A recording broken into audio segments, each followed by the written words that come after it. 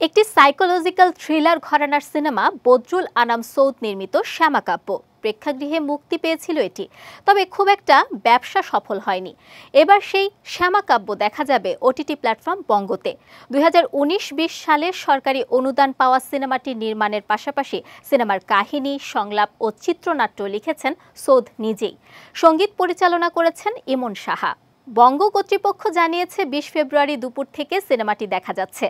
এই সিনেমার গল্পে দেখা যায় ডিভোর্সের পর স্ত্রী নিতুকে হারিয়ে ভীষণ ডিপ্রেশনে আক্রান্ত হয় আজাদ।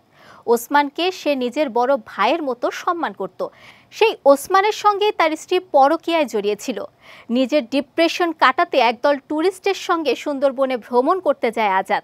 তার মূল পরিকল্পনা সেখানে গিয়ে আত্মহত্যার মাধ্যমে নিজের দুঃখ ভরা জীবনের ইতি টানা।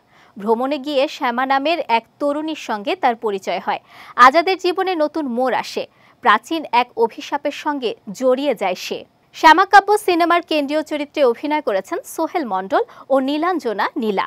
এছাড়াও অভিনয় করেছেন ইন্তেখাব দিনার, নওরিন হাসান খান জেনি, শাহাদাত হোসেন, সাজু খাদেম সহ অনেকে।